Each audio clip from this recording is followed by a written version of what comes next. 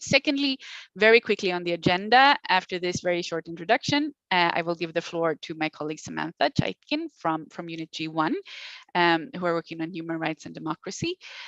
We work very closely together between our units on issues of civic space, rights, enabling environment for our civil society partners. After that, Jeffrey Weisselbaum from the Roadmap Facility will present to you some key preliminary results of a study that we have commissioned and that we've been working on for quite some time on this very issue. And that study has a focus on tools and strategies for us as the EU to apply to address the worsening issues. And the study is very rich in observations and conclusions and recommendations, so we can't cover all of it, but we will focus on some of the key points that we believe are of interest for you today.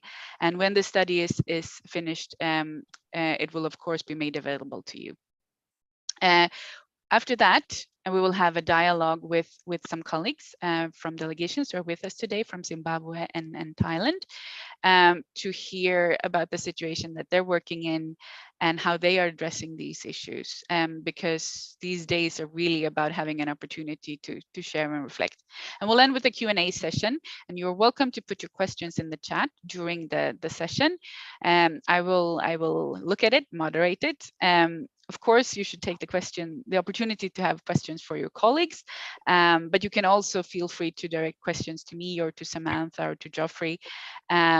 And we might not be able to answer all of them, but then we will take note of them and get back to you individually. So with that, just Samantha, the floor is yours.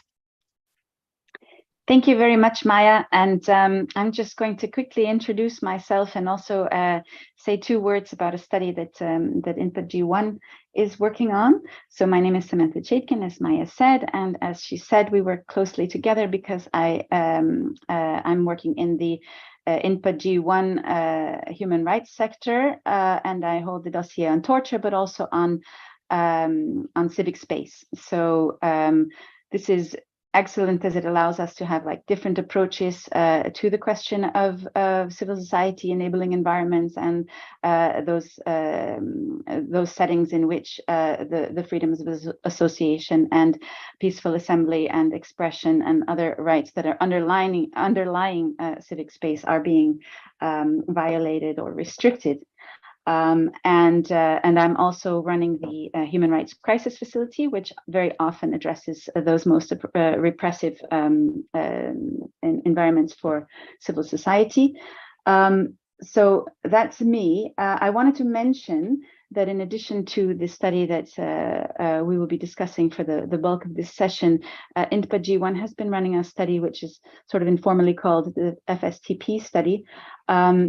But it's about environments for CSOs that are rather restricted than enabling, and they are having where we are having trouble actually being able to support them through our financial, let's say, limitations based on our usual financial regulation.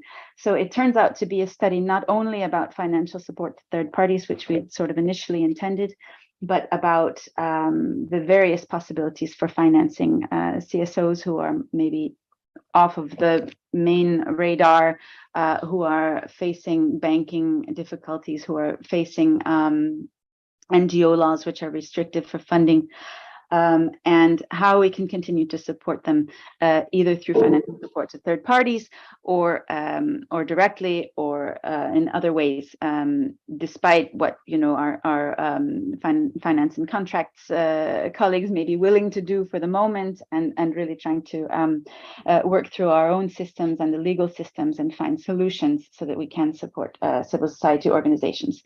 So just to say, we have been working on that. We have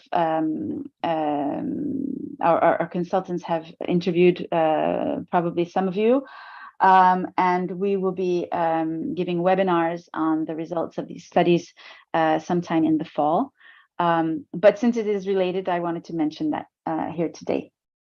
And now I believe it is my honor and pleasure to introduce our speakers, our panelists today. First, we have Francesca. No, my dear. Oh, sorry. Nope, It's not. it's not Sorry. just yet. We will be very happy to. You will get the honor to introduce them, but firstly we will give the floor and welcome to everyone who's joined since the first minutes. So now in the agenda we are actually I should have made that PowerPoint presentation of the agenda. Now it's actually Jeffrey who will present on the results of the study that I mentioned a minute ago. And by the way, thank you to all of you. I know some of you have been interviewed for this one as well. I know that's the life of a delegation. People contact you for everything. I've been there, done that. But without, so thank you so much for your input. And now over to Jeffrey, actually. Thank you. Thank you, Maya, for giving me the floor. Let me share my screen.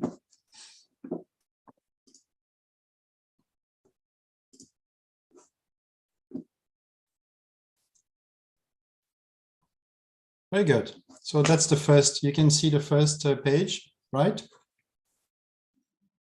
Very good. Okay, good. So thank you again for giving me the floor to speak about this very important issue, which seems to be really central into the work that you're doing at the European Union delegations. I just want to say a few words about the context before moving on to some of the conclusions of the study. I mean, we're all aware that the environment is globally shrinking for civil society. The tools and means, range from legal restrictions, limits to international funding, and sometimes much worse, intimidation, physical and digital attacks. And we all have witnessed the impact of COVID-19 on freedoms and on operations of civil society. We're unable to move, unable to meet, and many of these restrictions have stayed on the ground and have been used and abused by governments. So these restrictions are taking place at the same time in autocracies. In democracies, we will hear from Francesca later on, speaking a little bit about India, who has imposed stringent restrictions on access to international funding to civil society, who is deregistering civil society in India. So it's affecting all types of civil society organizations. It's affecting those working on political and civil rights, but also those working on development and humanitarian issues. Obviously, it's a challenge to international human rights and fundamental freedoms on association, assembly, and speech, but often on other rights at the same time. It's a fundamental threat to inclusive and sustainable development, as outlined in the Agenda 2030. What we saw out of the interviews also is that civil societies and international actors are kind of struggling to keep the pace of these changes. Autocracies and the democracies too have become pretty good at being ahead of the curve. And so there is a fundamental work of reflection to be held about how to address that. In two charts, I think if you look first on the right, the freedom in the world, these are the indicators from Freedom House. You can clearly see the degradation of the state of freedoms, democracy, but freedoms more broadly in the world. And you can really see like a sharp decrease of countries or populations living in free countries over the past 2 or 3 years. So according to them, 8 in 10 people do not live in free environments. They live in partly free or not free environments. In terms of enabling environments, you can clearly see the trend, on the Civic Monitor, which is the other chart, where you can see the globe being dominated by light orange to darker and real dark orange, which is, obstructed to close. Back in 2015, the color, you would have much more green color. But this is the state of the world, unfortunately, today. In terms of, the three aspects we looked at in the study were first, what existed in terms of mapping the monitoring tools which exist out there and which address directly the enabling environment or element of the enabling environment, and what exists in terms of early warning. In terms of monitoring, there is a number of well-established tools that you probably use for most of you.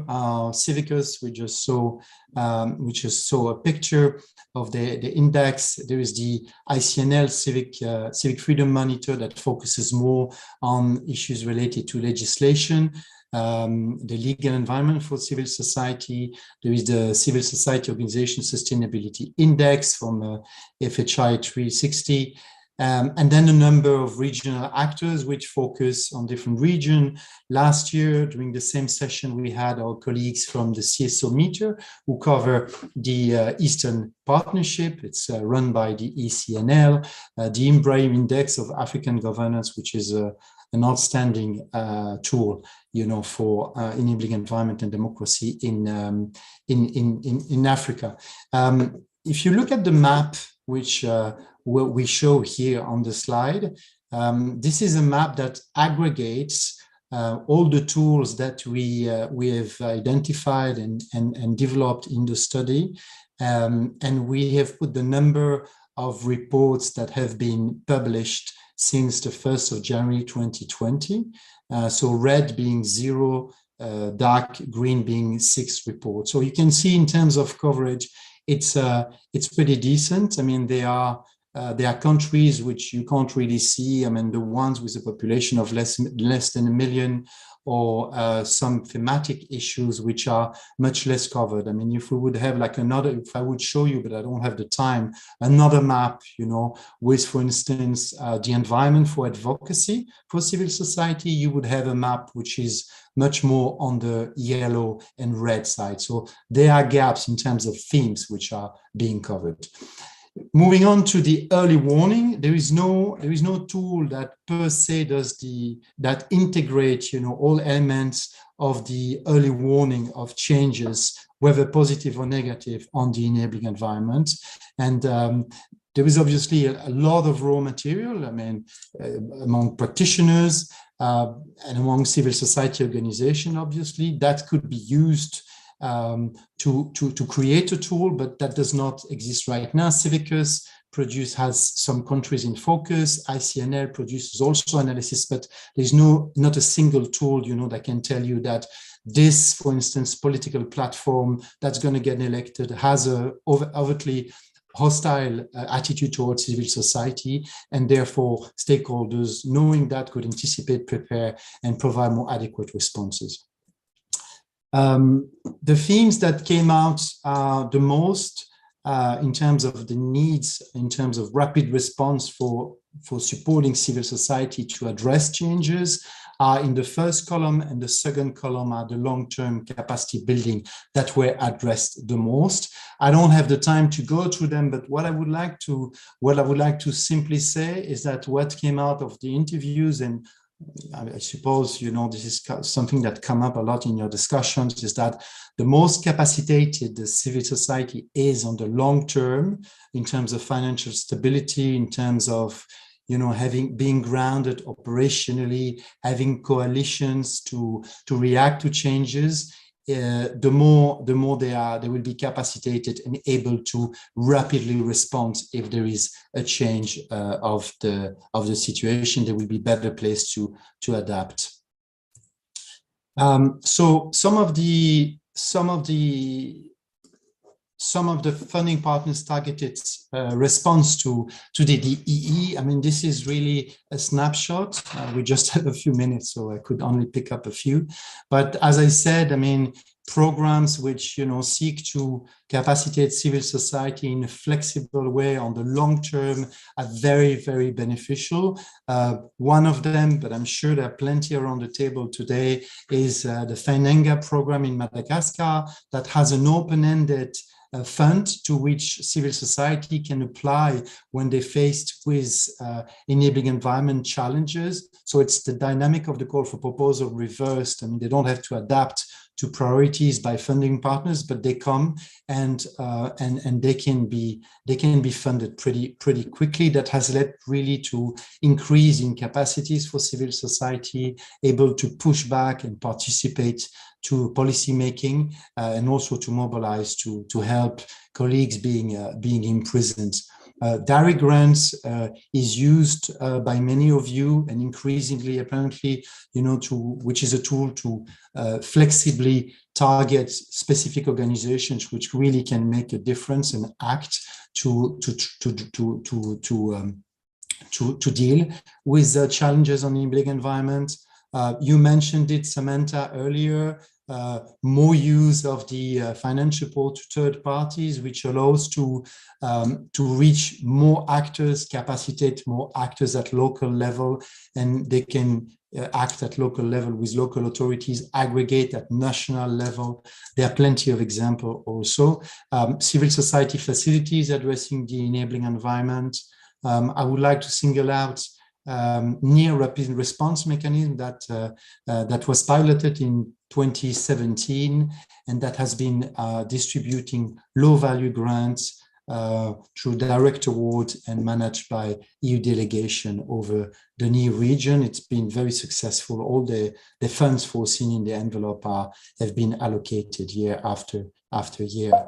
In terms of others, the European Endowment for Democracy, which is also providing very flexible support on innovative initiatives. They cover a wide range of thematics, ranging from journalists, activists, civil rights activists, and so on and so forth.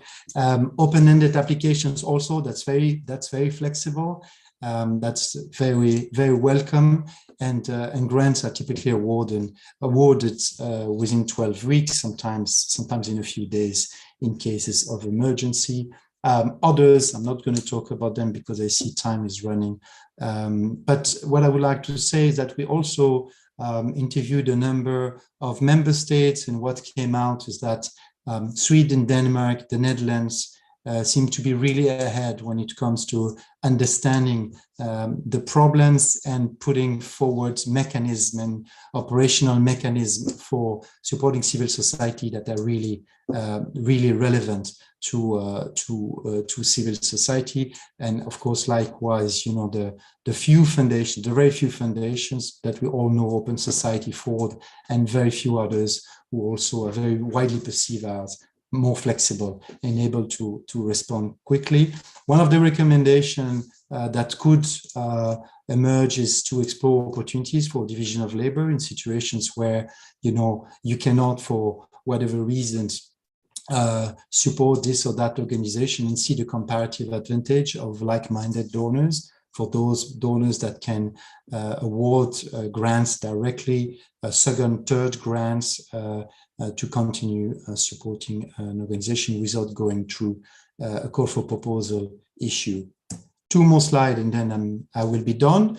The first one is some of the options for operational support when it's grant related.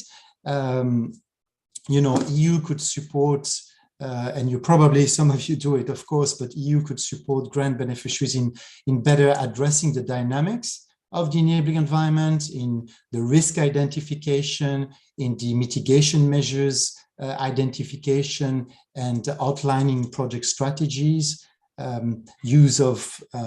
better use maybe of the tools that some of the tools I've talked about at the beginning, the monitoring tools to analyze situation, trainings, integrate the enabling environment more into the call for proposal guidelines for applicants, help applicants at contract stage identify enabling environment milestones that could trigger a review of the project, think about contingency plan to be implemented in case of enabling environments with a contingency reserve budget. This is something which is being done by the Netherlands, and that has been successful.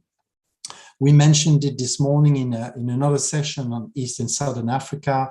You know, the EU should consider systematically investing more time on dialogue with civil society on enabling environment to better understand the issues and to be a partner for changes towards government and other actors.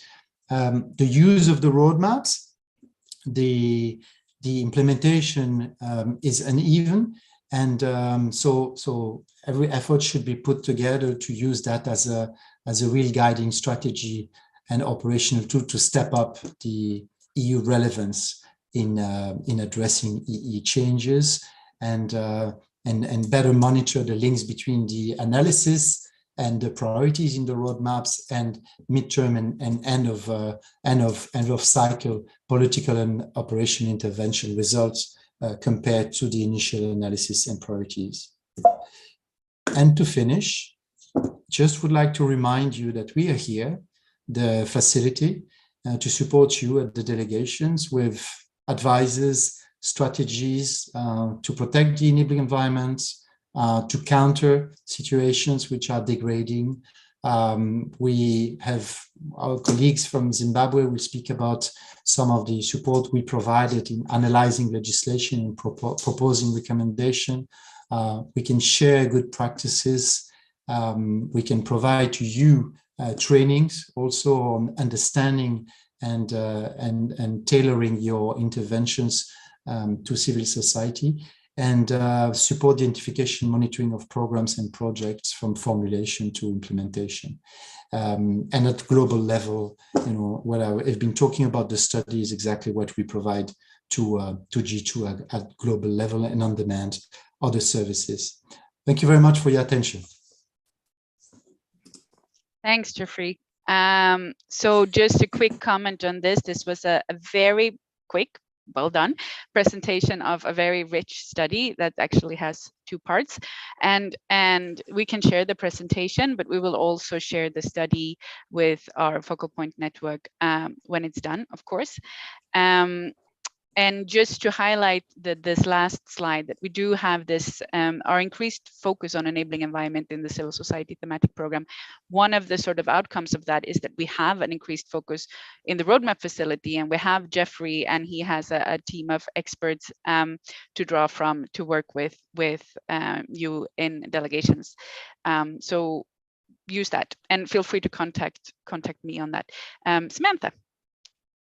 So now, indeed, I have the pleasure of introducing the panelists that we've invited to share their experiences and their insights on these matters with you today.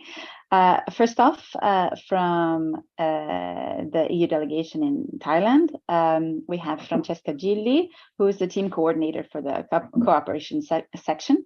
But she not only covers Thailand, but also Malaysia and some of the regional projects. And then we will have Patrick Lambrechts from the EU delegation in Zimbabwe, and he's the head of the governance section. And then we have Linda Kalenga, also from Zimbabwe, and she is the project manager responsible for civil society and gender. So let me hand it over to Francesca. Well, Francesca, you are very welcome to join us here today. So for the first question, if you could expand a bit on sort of what you see as the key challenges to civil society and to specifically on the enabling environment perspective then, since that is the session in your country, and also perhaps with a regional perspective, since you can offer that. So Francesca. Yes, so good afternoon to everyone, good evening, and I see some familiar faces though behind the black screen of Zoom, some familiar names, I would say. So hi to everyone. So indeed, the cooperation section in Thailand covers Thailand and Malaysia and some regional projects, usually on the Mekong sub-region, or some multi-country project. But I would say, linked to challenges, we have the let's say the advantage of working with a regional finance and contract section that covers 8 countries. Yes, 8 countries, I think. 8 countries, sorry. So we learn a lot from what they have to go through, and indeed Jeffrey before mentioned the case of India.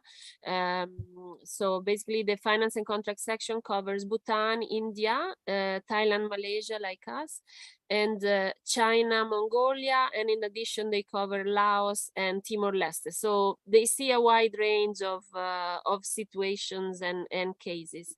And in addition, we through these different delegations, we especially with India and Thailand, we have some regional projects. So what colleagues in the finance and contract section were saying, that in India this very restrictive law basically does not allow for external funding, is limiting all the NGOs that have been in India for decades, like Oxfam, or even the Association of Mother Teresa, for example, that were deregistered and were forced to leave the country. So this limits the capacity of external or international NGOs to work in some of the countries we are responsible for, and of course it has a negative impact on local NGOs that work closely with international NGOs. There's an issue linked to bank accounts. There's an issue linked to work permits as well. So what we've seen is that, for example, when there's global calls or thematic calls, for example, in Asia, we work a lot through a program called Switch Asia. I think there are equivalent programs in other regions like SwitchMed. So what happens is that these calls that are launched from Brussels are not equipped to respond to certain issues that we face on the ground, whereas when we prepare the guidelines in close coordination with our finance and contract colleagues, we are aware that, for example, there are issues if we oblige, let's say, a partnership between an international or a local NGO. This might be quite difficult in cases like India, for example. So we need to work closely with colleagues in Brussels when you launch a global call, or when you contact us to know whether the project is not only relevant, but we might actually tell you that it is indeed relevant, but there might be obstacles to the partnership, for example, if it involves an international organization. So we need to be aware.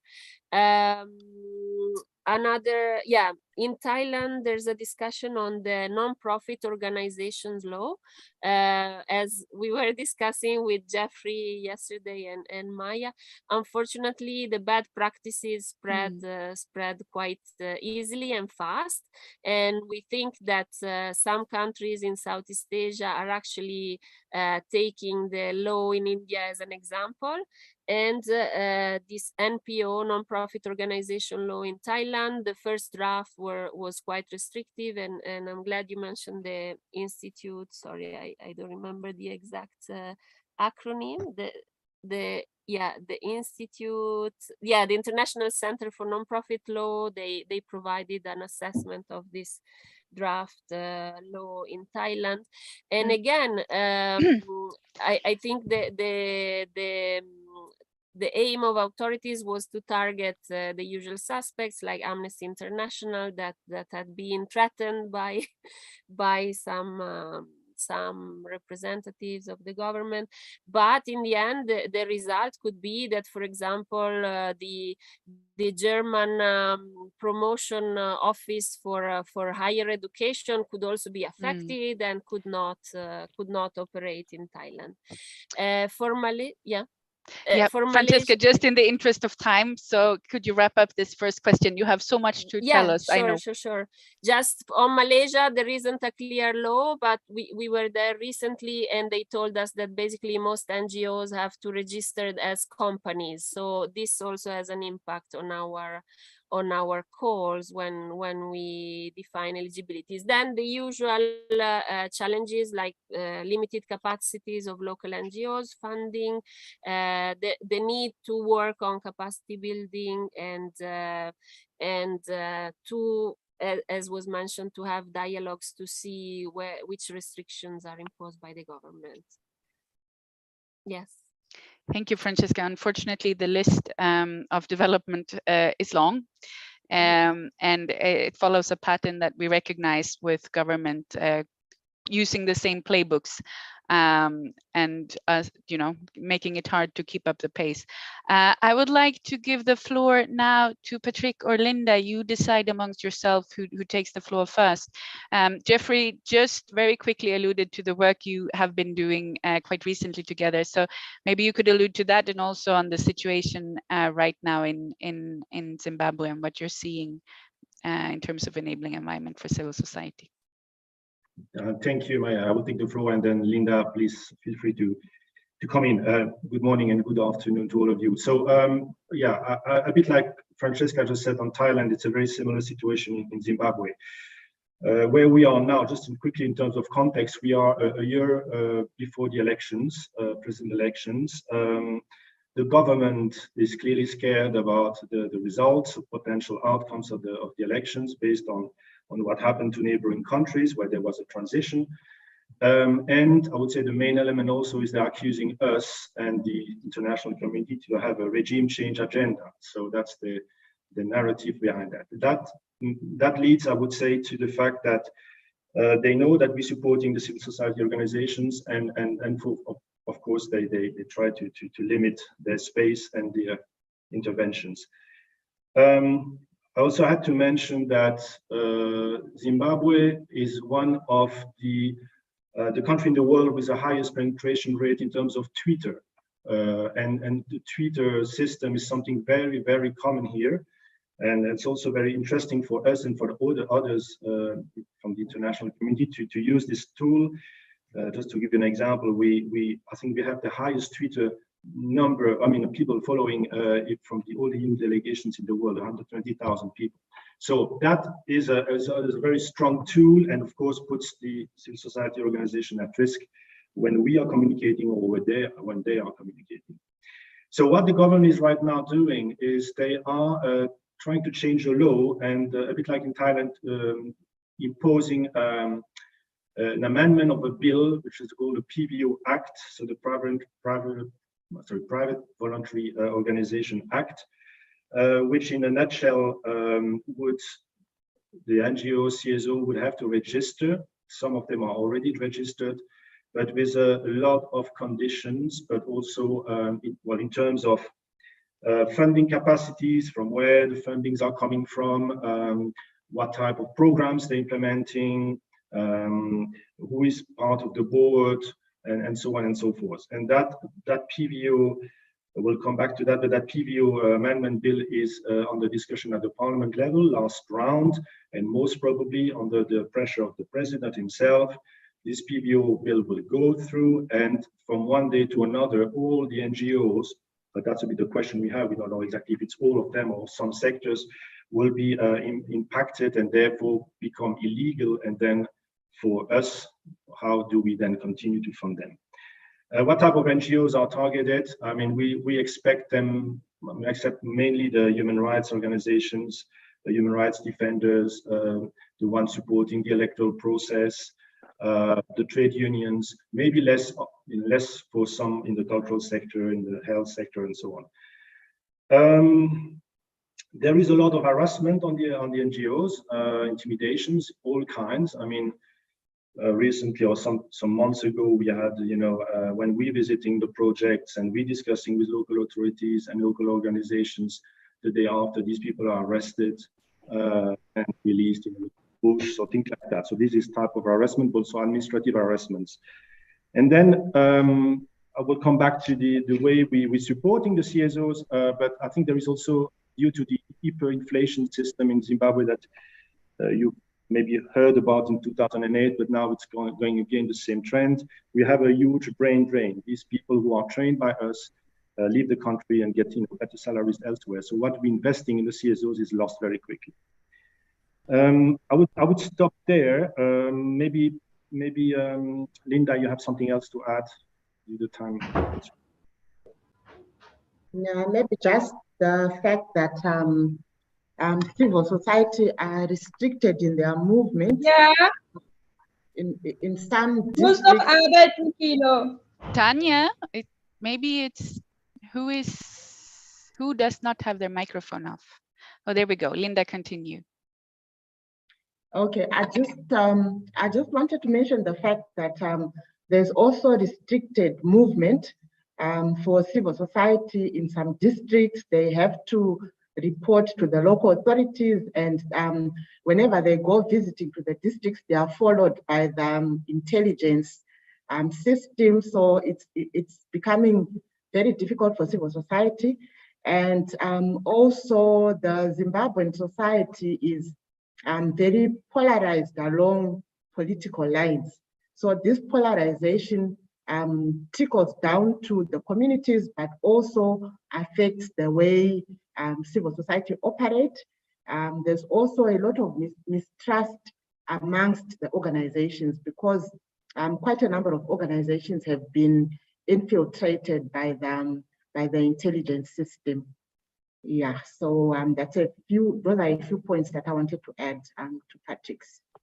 Thank you so much, Linda, and also to Patrick and Francesca. And I recently met with a member of civil society, a human rights defender from Zimbabwe, who also really pushed the point that the upcoming election is causing a more intense environment with regard to restrictions for CSOs, and I think that's a pattern we've seen in many other parts of the world, that this kind of restriction on the enabling environment also pulses and is linked to other events which make it more intense. I have another question for you, which is, how in a situation like this, and when you see these laws on the table and you see these restrictions, you see, as Francesca said, that the Indian model is easily spread, not only in Asia but actually in Africa, in Latin America, and elsewhere. What can you do to support CSOs to address these challenges? What are you able to do with CSOs to support them when they see these things coming, and what are the main results you've seen so far? Shall I start, or shall Patrick start? Go right ahead, Francesca. Okay. Well, a bit, I think the good practices are also spreading, though not as fast maybe as the as the bad ones. But yeah, we work like other delegations. We make sure that local CSOs have to be involved, that it's not just international CSOs. We've made often in the latest calls, we've made it mandatory to have financial support to third parties, to reach grassroots organizations, community-based organizations. This is for grants. When we use contribution agreements with international organizations, we always ask for a component to work with civil society. Patrick mentioned the trade unions. For example, in Thailand, migrant workers are not allowed to join trade unions. So, for example, we work with the ILO, the International Labour Organizations, and they work with workers' organizations, though they're not registered as trade unions. They really support the workers and the migrant workers in particular. I think there's also a trade-off to make. I know that service provision is not as sexy as advocacy, but it's a way to reach wide constituency of beneficiary and to hear their voices and to hear their problems. So often we know that we have to go through service delivery and service provision, which is more expensive than pure advocacy, but it's important to reach really to go at a very fine level of details. Jeffrey is here. We've made extensive use of CSO facility and support from headquarters, from the roadmap facility. So we use the 5% for support measures.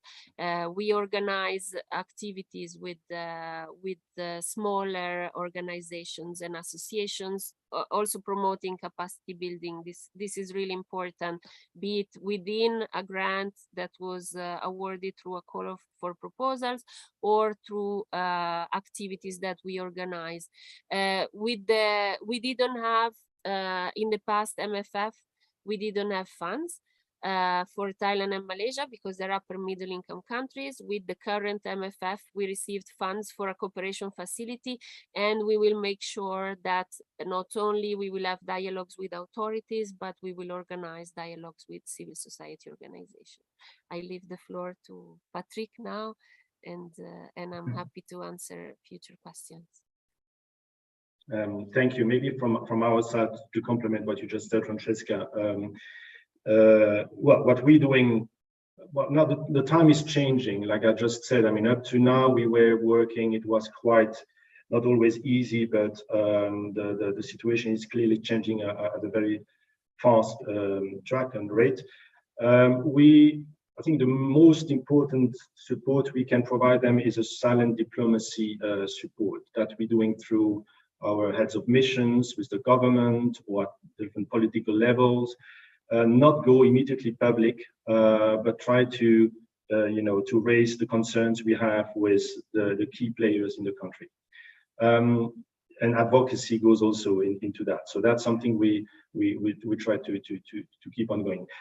Open dialogue with the civil society organizations. That's well, we had it once this morning, yesterday, every day we meet them on regular basis here or elsewhere in open spaces, in some more closed spaces for security reasons, but we see them on regular basis. So that's also to show them that we are behind them. We also, like I said, tweeting and communicating about our concerns without naming them, but sometimes, but not, we try to avoid, and we also try to have a common position amongst development donors and political actors here.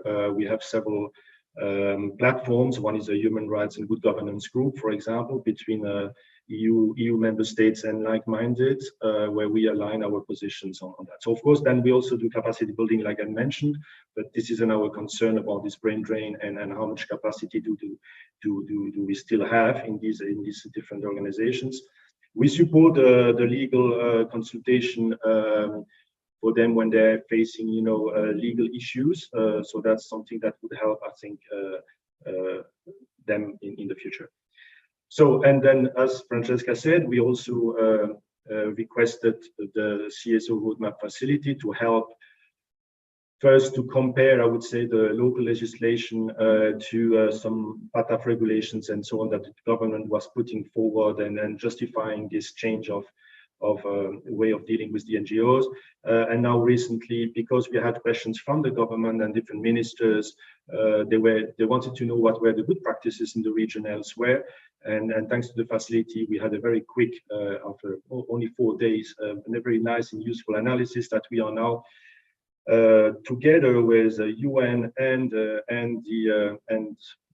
I think there are 12 now major donors here in the country sharing with the government on their request and try to engage with the government on that. So we'll see what will come out. But then the problem that we're facing now is that if tomorrow, I would say in a couple of weeks, maybe 3-4 weeks, if this law is enacted, then we have a serious issue. So we're working with try to get more understanding about the scenario planning from the CSOs. What are they intending to do?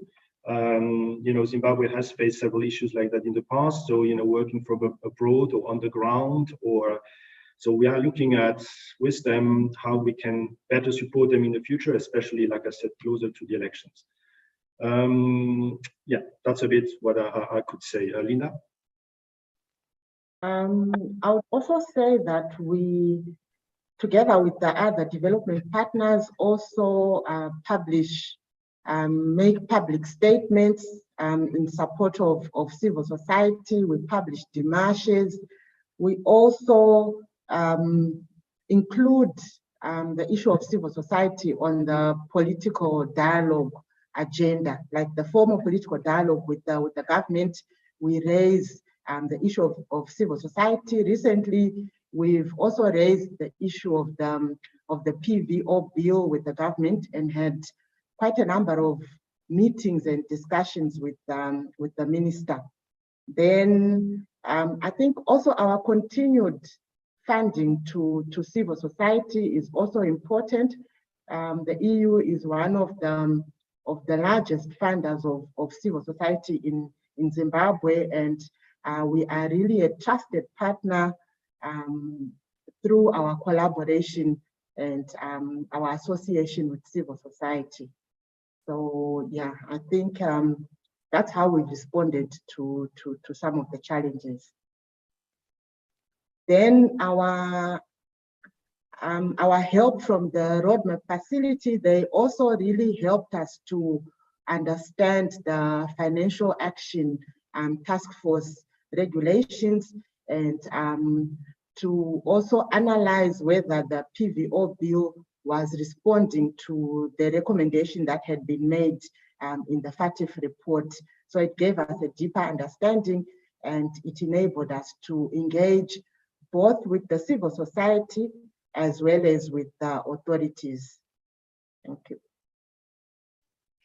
Thank you so much, all three of you. I think our third question was a little bit sort of that we had planned was a little bit in terms of key lessons learned and takeaways, but I think you have already sort of embedded that in your second answer, a few of them. But if you have any sort of immediate response to that third, is there something that you would like to send specifically with your colleagues that you have learned in this process? And if not, it's perfectly fine to say, and then we'll take the one question and the comment that we have in the chat. But if there's like any sort of like key lessons learned, now we have more questions in the chat, then just please give your very quick comment on that, because now we are short of time. Francesca, is there anything on your end or? No, just to work closely with finance and contract, as mentioned before, but also with the political and trade section. For example, if there's a free trade agreement in perspective, the trade and sustainable development chapter has many hooks to promote the involvement of civil society. So just that. The whole of EU approach. Patrick and Linda, do you have anything specifically that you want to send before we go to questions?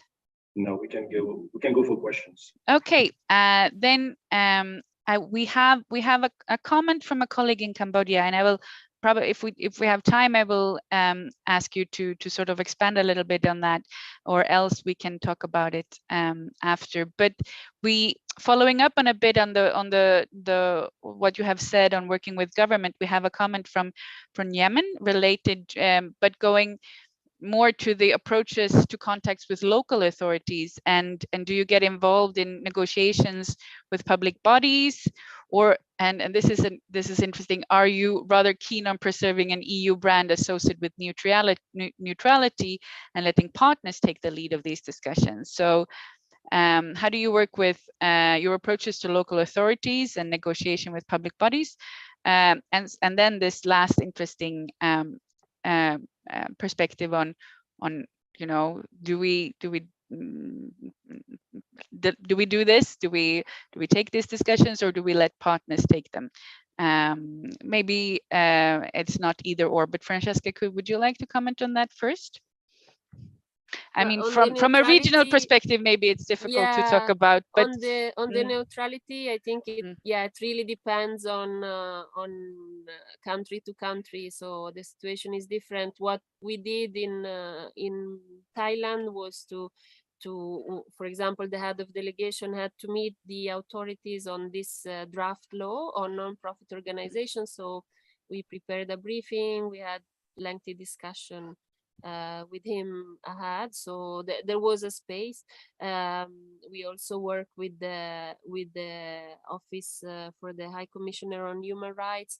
They're based in Thailand. In Thailand, we have the opportunity of having ESCAP, the regional commission for the United Nations. So we work closely with them when possible, and the Thailand office relies a lot on the regional Southeast Asia office of OHCHR.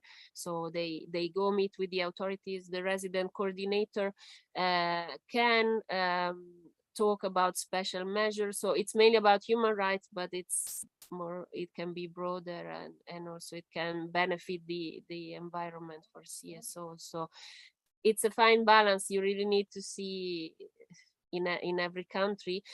What I could say from the regional perspective is, indeed, until recently, Thailand was a safe haven for other NGOs in the region.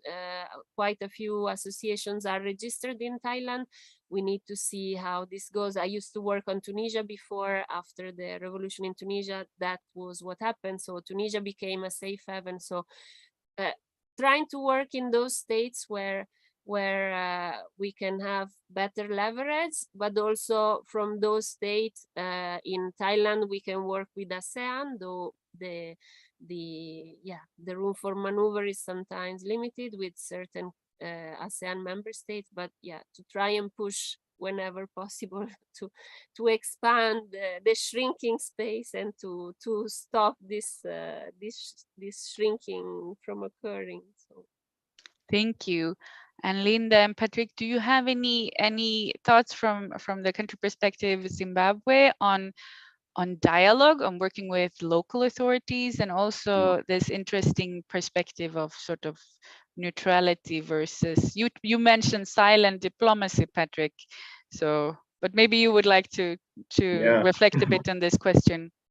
No, I think it's not because we're doing silent diplomacy that we are neutral. I think we are, I would say, we try to avoid to be too much on the media, because we're already too many times on medias anyway, and being accused of all kinds of issues. So no, I think we're quite vocal on what's happening. We try to avoid to, like I said, to focus or target some NGOs or CSOs with their name, but of course everybody knows who we talk about and we are talking about. And so we engage the government, like I said, we engage local authorities, we engage everybody we can engage, we do it up to the top level when it's possible. But also, you know, every single speech refers to the CSO space, political dialogue. Linda mentioned that. But the problem in Zimbabwe is that, and sorry for my Zimbabwean colleague, but she's fully on board on that also with me. It's that it's very frustrating because you have a facade, I would say, this kind of a way of saying, yes, of course, we're taking into consideration all your comments and we are concerned, and indeed what you're saying is right. But, you know, then 5 minutes later, they go public on their medias and say exactly the opposite. So, and they also, and also comparing to local, I mean, EU or mainly US legislations, and say, I mean, you're doing the same in your country, so why are you complaining about what we're doing here?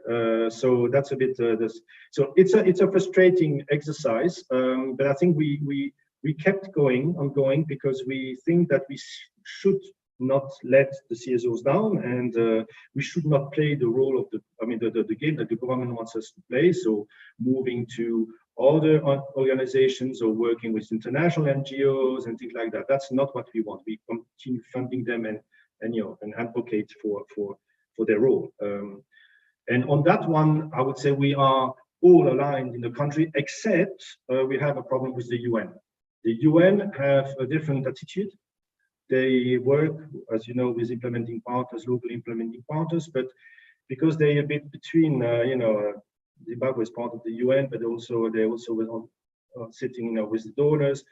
So and we have a new RC in the office, a resident coordinator, and well, it's not really clear. They're not joining like that yet, you know, the démarches like we would like them to join. But so that's something. Ooh, now we have a whole different interesting theme for another session, how to work with the UN to promote an enabling environment on country level. Linda, if you have any reflections, then I will just address the questions from colleagues that we won't have time with. But if you have anything you want to add on this question, then please feel free. No, I think you can address the other questions. Yeah, so I will just say that we have a more of a comment than a question from our colleague in Cambodia, and you know, reflecting on the fact that the enabling environment is not looking too good over there, and that civil society is facing challenges in accessing funds.